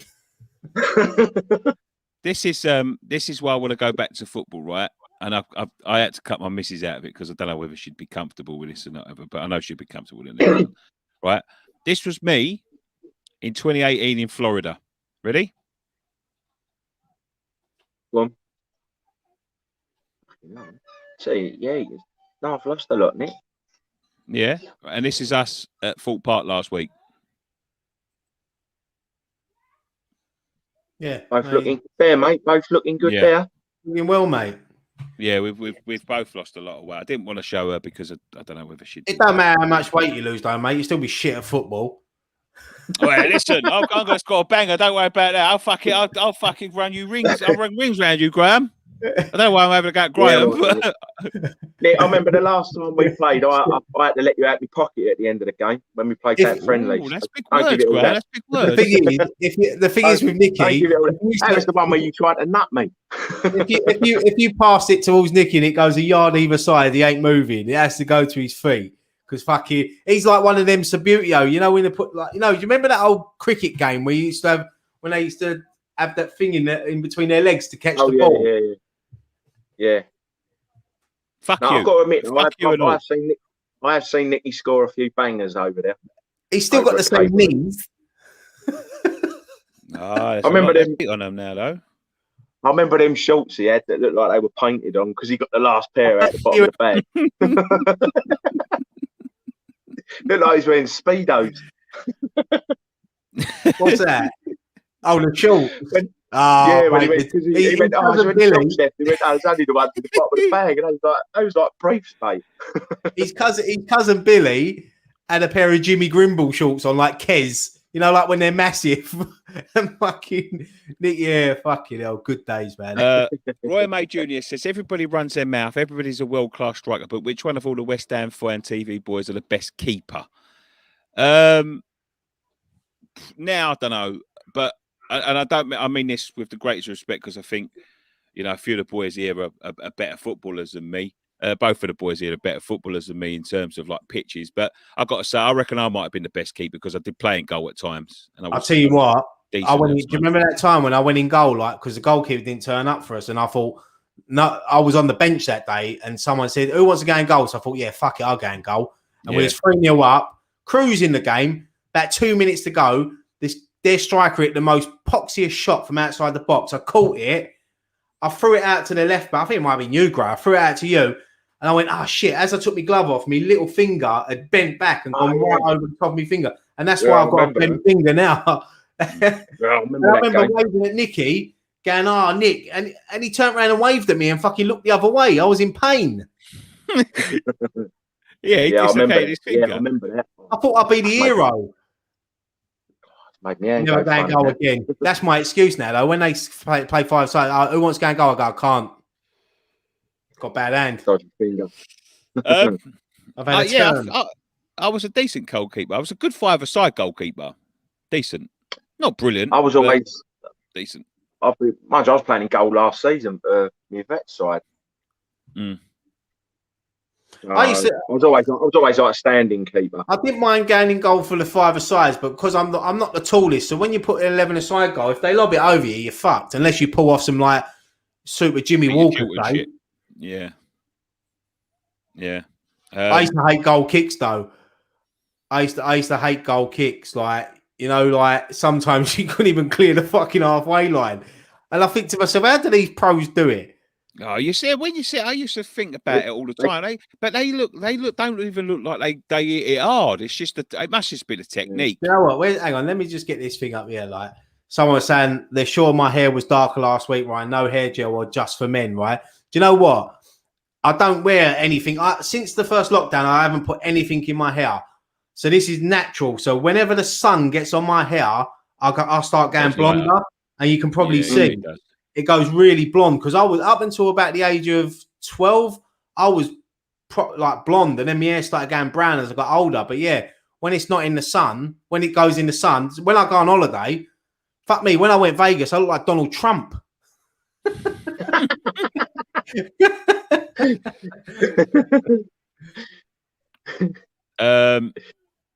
I'm sure. How many tattoos have you got? A few, good few. I don't know, to be honest with you. I'll tell you what, my mate got a really nice tattoo done on Thursday. Really, really nice. It's like a tribute to a soldier, and it's got the Union Jack in the background and the poppies around it. Fucking beautiful. I'm getting mine finished. This sleeve here. I'm just gonna go to out my arm. I'd left it for years. I was meant to get it done years ago, but I never went back. And yeah, so I'm getting it finished off. Dean saying there's a hint of ginger in there. It's not ginger, but saying now it does actually look ginger because I've got the light up there and it does look a bit ginger pele. One ginger pele. Yeah, one ginger pele. Hang on, I've got to go and plug my phone in. Battery's going. Now, who lives in a house like this? Graham, it's over to you. What the booze is like, definitely out for a few before the piss up starts. I'm sure Brian will fill you in on that one. What's that one? What the booze is like around Stanford-le-Hope. Great, why don't you just leave it there and go and get a charger? You look like one of them pills, you know, when they're running away. There's the pub I went to where I was sitting. There's no plug hole where I'm sitting, so I've had to. Should have shoved it up your arse. Where the plug hole is. The pub I went to watch football was the Inn on the Green, but there's a courtyard or courthouse, which I think is a decent pub as well. But the Inn on the Green's decent, and that's right next to the venue for Friday night pint. Yeah, get in there, meet a few people. You can have your pre-match pint and then your Friday night it's going to be a really, really good night. If you ain't got a ticket, go and get a ticket. Honestly, it's going to be brilliant. We're going to be there. We're going to be there all night. You're going to have to carry us home. It's going to be absolutely outstanding night. Honestly, kick it off. We haven't had much of a fucking year and a half, so we thought we were going to chuck a big party. Somebody was moaning about the price, but honestly, we you get a pint with that. That's a £5. Yeah, I see that tweet. I understand people can't look. People think. I mean, we had to work it out. The tickets. The thing is, with the site we're using, they obviously put on a charge, and we've taken that charge as well. So we've tried to get it as low as possible. We've got a venue to pay. We might have to pay a couple of guests. We've got a DJ. We're not here to make money out of this event. We're not making nothing out of it. If I'll be honest with you, because most we've got patrons are getting free tickets and discount tickets. So it's not. We're not there to make money. We just want to have a good piss up, a good time, seeing everyone, meet some of the people that have followed us on Friday Night Pint since the start. Because I always see the same regular names, always in the chat, and don't think you go unnoticed. I know we don't always mention or read your comments out because they come up so thick and fast, but. Yeah, we can't wait. It's going to be a great night. Yeah, we see you. We see you. I see you. Yeah, right. I'm just looking forward to just meeting everyone face to face and putting some faces to names. Steve Tyler says, "What date is the night, lads? With the show moving with moving to Wales, I've missed a few of the shows. It's on the 13th of August, like of the weekend that the Premier League season kicks off. Yeah, Friday the 13th. What was that other question you had up? What was your favourite TV show as a kid? Oh, here we go. Let's answer that one because it was on there. Go on, Gray. What was your one? I used to love the 18. Used to love that on a Friday. And I used to be able, when I was a little bit older, I used to be able to start and watch the professionals on a Sunday. I used to like Woof. Who?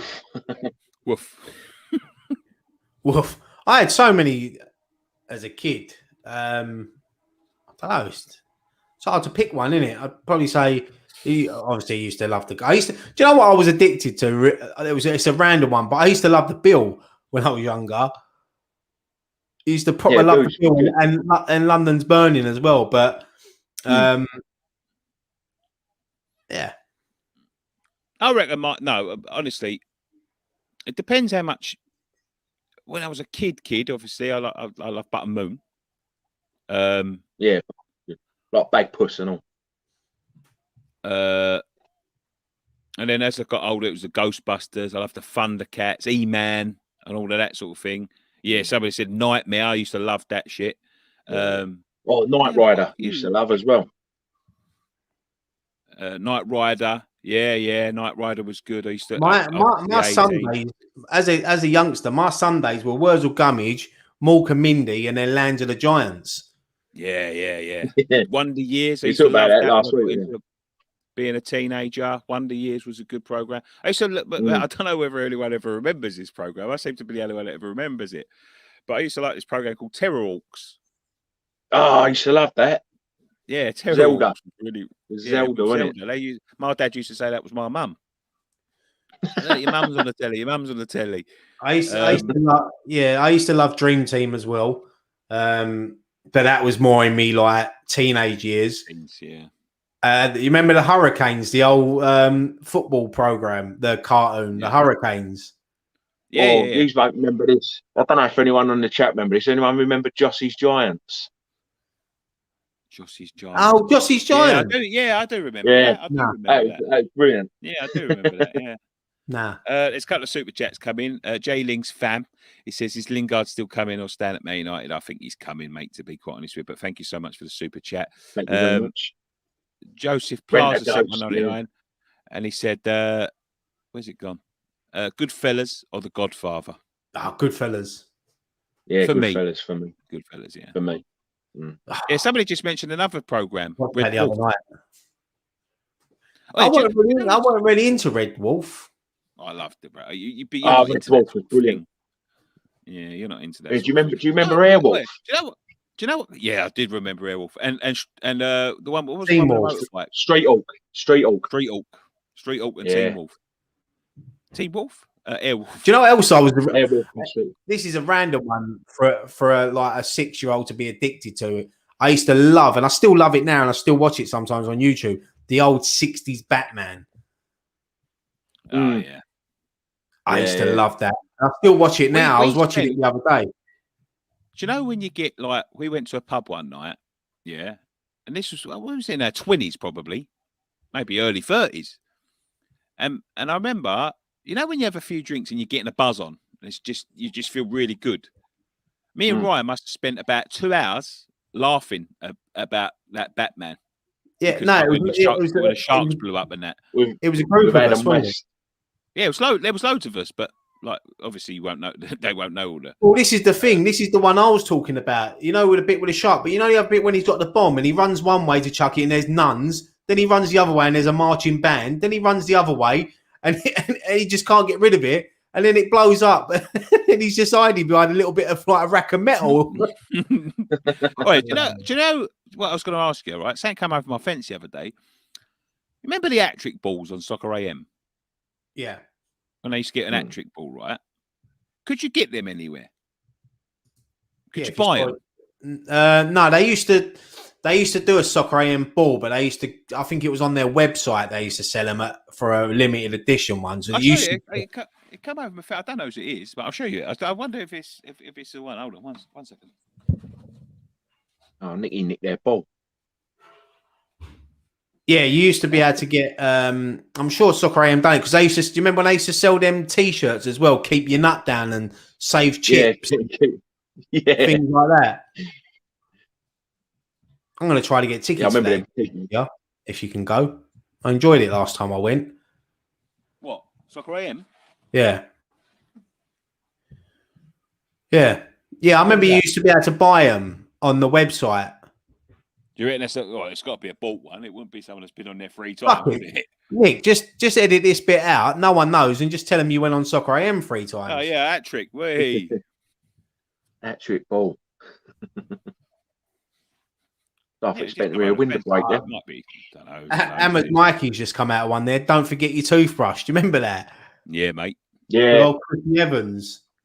yeah. And what's the other one? TFI Friday. TFI Friday, wasn't it? What was the one when Used- it used to say Used Ginger to watch that for Production? Gannon. And the Ginger- glasses used to go. That was good days, man. I miss the 90s. The 90s TV. It was. You could get away with a lot 90s, more in the yeah. 90s. And wow, what was the other thing I was going to say? Do you remember Brentford Rejects? Brentford Rejects, yeah. That was shit. You had that moody Italian kid, Yeah, always moaning. yeah. Some good old programs, man. Simon and the Witch. I've never heard of that one. Simon and the Witch. That sounds like I said grab and watch. Yeah. I don't remember that one. I have to look that Not one up. one in Then. the Wellies. Littlest Oboe. Littlest, Oh. maybe tomorrow. What Littlest was that Oboe, one with the Sunday band? morning. Brilliant. The one with Band. the Oh, the couple? Monkeys. No, Monkeys. The Monkeys. Did you never watch the Monkeys? You know, hey, with the Monkeys. Hey, with the Monkeys. Yeah, I saw that, mate. But that was about 50 years before I was born. So... Yeah, exactly. You are allowed to watch things from before you were born, you know. No, I understand that. I understand that. Stevie Ray's just come out of one there. Trapdoor. Trapdoor, Don't yeah. you walk Do you know what? Trapdoor. I drew a picture of Trapdoor a little while ago. No, he didn't. Or didn't work. Just drew a picture. Celebrity Deathmatch. God, do you remember that Thank on you. MTV? Yeah. Yeah, I remember yeah. that. Stone Cold Steve Austin Remember, was in it. Remember Danger Mouse and Banana Man? Yeah. Yeah, of course I do. He fucking, Loved what him. was his name? What was Banana Name's Eric. real name? Eric. Yeah. When Eric. Eric was the banana. And what was his villain's name? Texas Pete when it was saying. Texas Pete. Yeah, Texas Pete. And what was it? He had the what was his psychic? The skeleton, wasn't it? Yeah. I used to love it when Nanny Poos used to walk through the wall in Duckula. That used Yeah. to crack Oh me yeah. up. Even though there was a door there, Ducky she used to walk Poo. through she used to walk through the wall with a broken arm. No, Ducky Poos. Ducky Poos. Oh, fuck Inspector Gadget, yeah. Emu and Grot Yeah. Bags. I remember all of that. Yeah, somebody at the door. Inspector Gadget used to wind me up though, because like he always used to chuck the letter in the thing, and Chief always used to be in there and get blown up. To be fair, for someone that had all them gadgets, he was pretty fucking useless. It was his niece and the dog that used to solve all the crimes. Yeah, old Penny. Yeah. Fucking, I used to. He never yeah, actually. When you watch him back, he never actually done fuck all. He's got all these gadgets. Why would you? No, pick he used to have a- he used to have a- he used to Never have a- do nothing. He used to have a big chin and a big coat, and that was it. And he used to run off with like long legs. And his go gadget arm. Yeah, round the twist. I remember that round the twist. Timmy Mallet, whack day. You used to put a sticker on your chin, a post-it note on your chin. Yeah. Can Ryan Must please have sing pulled- must have Animaniacs? Oh fuck! I tell you what, Mr. It's Bean. I was time for watching. Animaniacs. Steve just said about Mr. Bean. I was watching Mr. Bean the other day. The one when he has to look after the baby at the fun fair.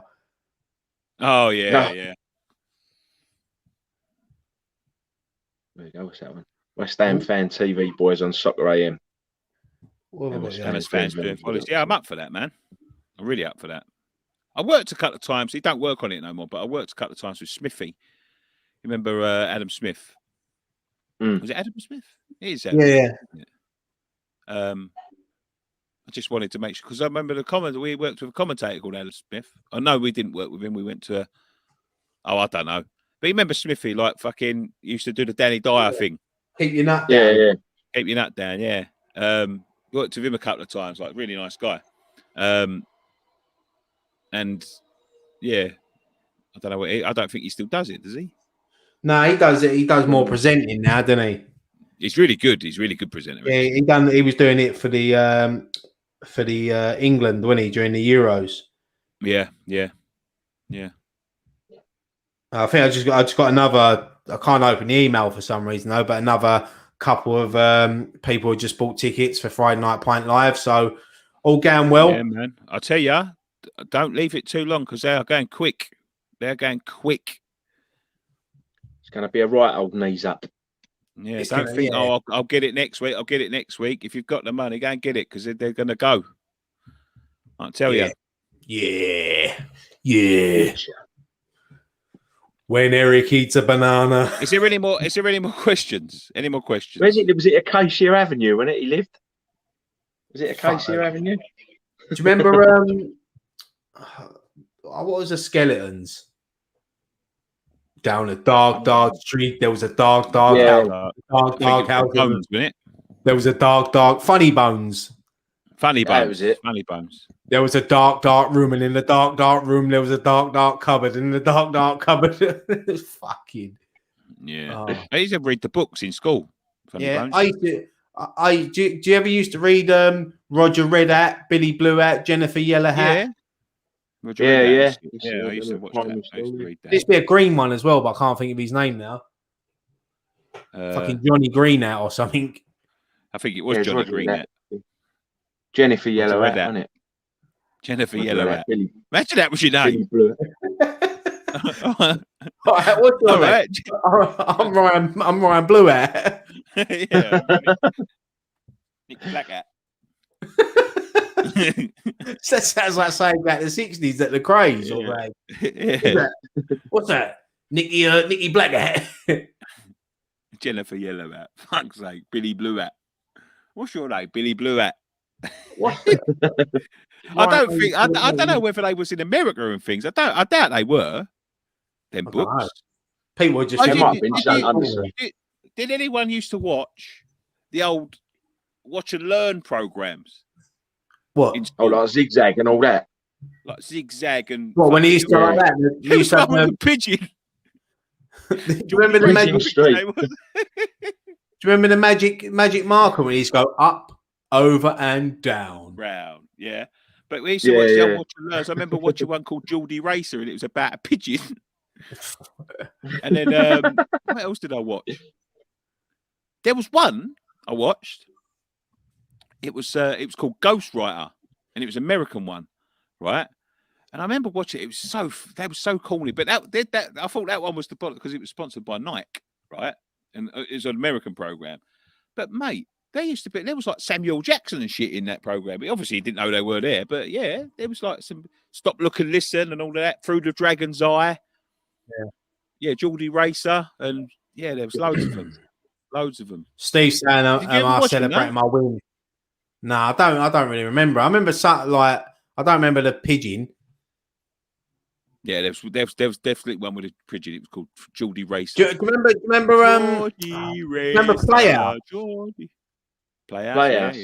Yeah. I used to hate it when he used to stop on the owl. That owl used to wind me up. She was always fucking miserable and moaning.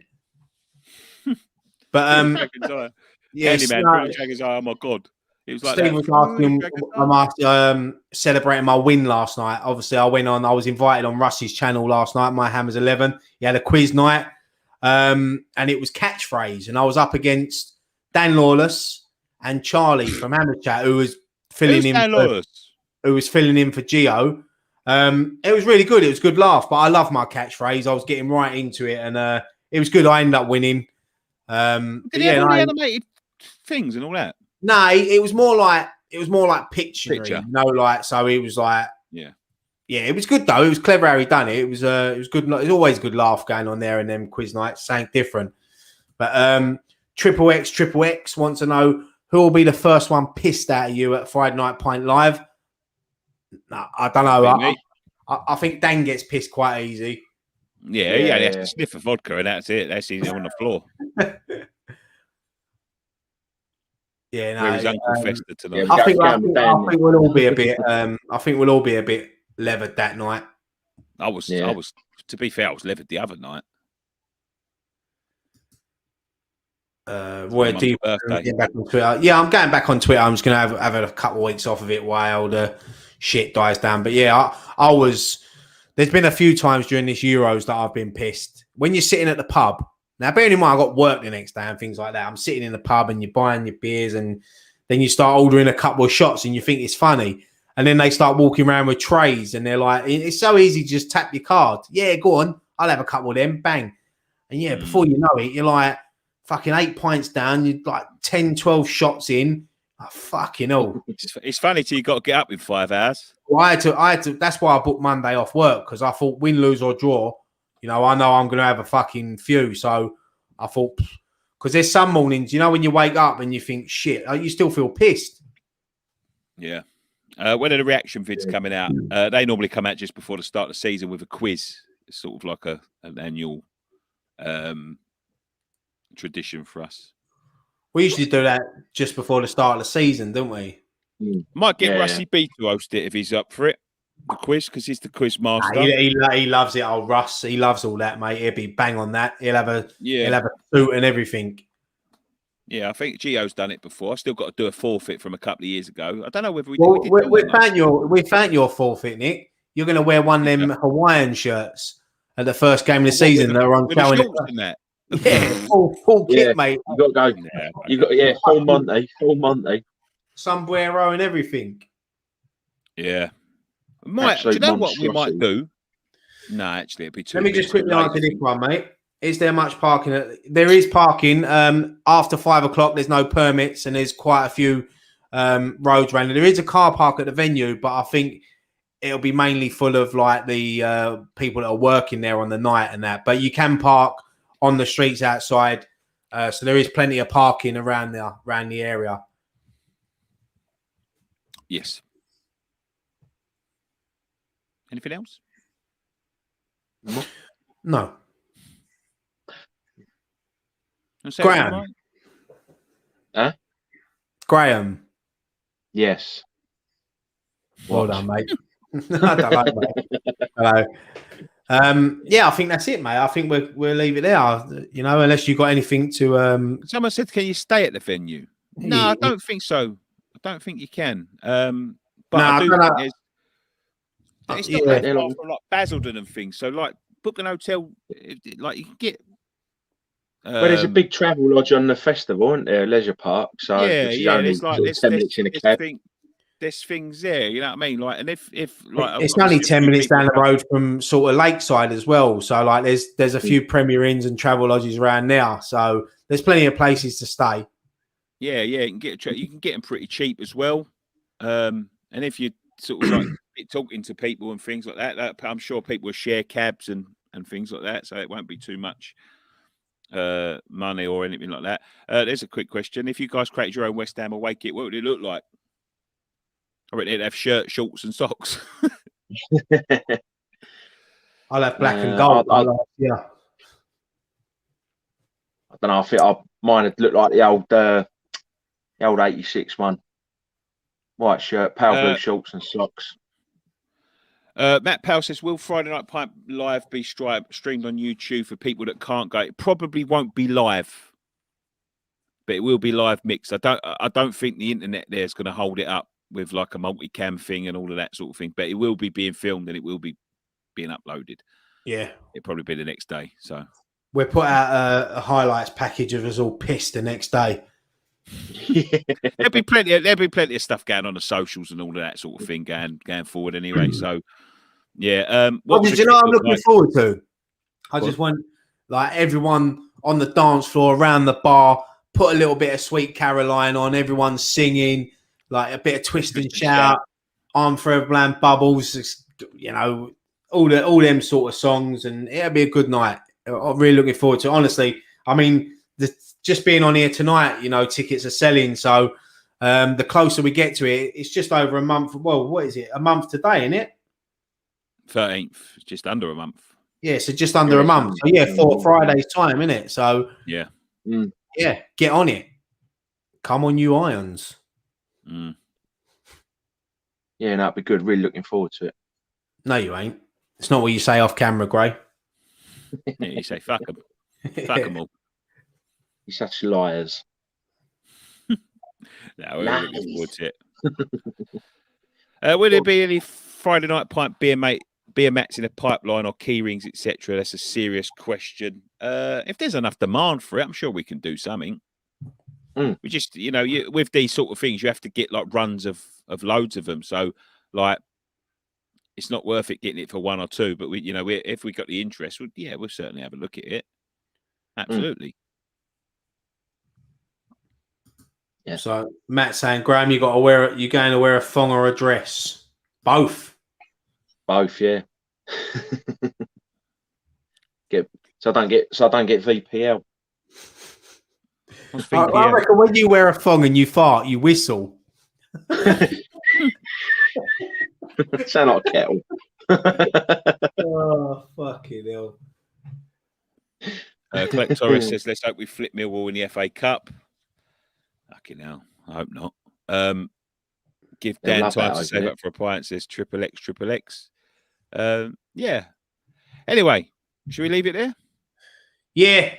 Because I'm getting a bit hot and sweaty thinking of Graham in a thong and a dress, so I've got to go and have a nice cold shower.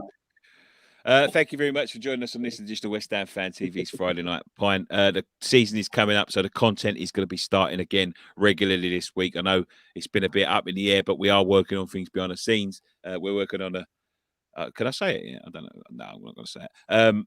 But yeah, there's things coming along, and they're coming along quite nicely, and it's all going to be...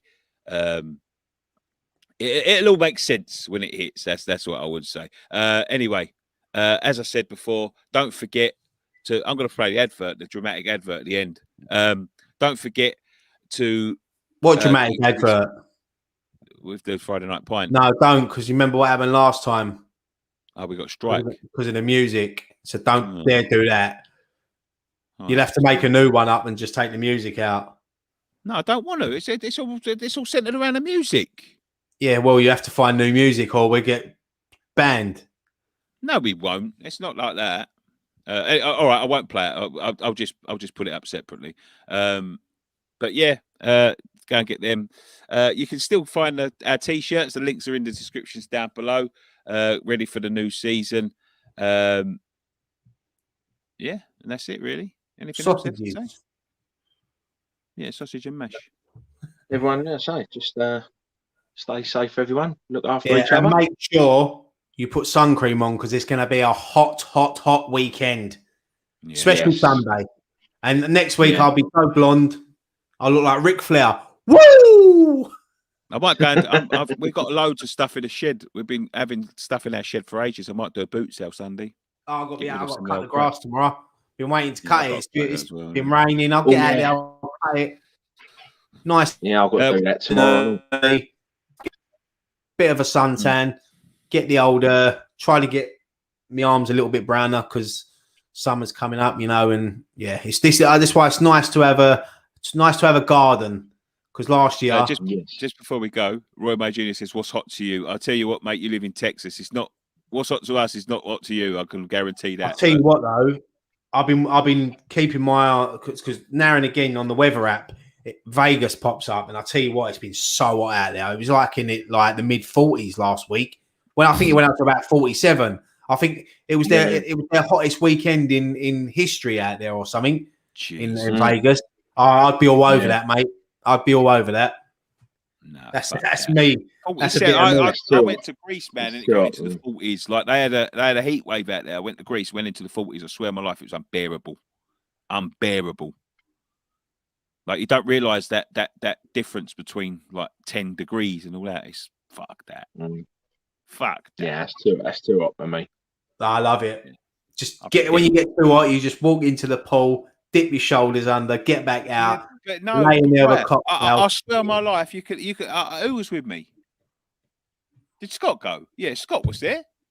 Gary, Tom, when we all went out there, Bez, Nick Tucker. I swear on my life, right? It was so hot when it got into the 40s. Yeah, the swimming pool didn't do nothing because as soon as you dipped, it was warm anyway because it was so hot. It was warm anyway, and as soon as you got out, you was dry. Like I don't know. I think it's a different heat as well. You got to think it's a desert heat out in Vegas, so it feels even hotter. But I love it. I like the heat. Yeah, the heat's all right, man, but that's too hot. I'm sorry, but I've cooked things in less temperature than that, I think. Yeah, fuck that. Anyway, thank you very much for joining us. As I say, if you're new around here, click the subscribe button, click the thumbs up button. It helps us. Share this to all your friends. Go and follow us on Twitter, Instagram, Facebook, and all of them social media things. And one thing left to say. Come on, you Irons. Stay safe.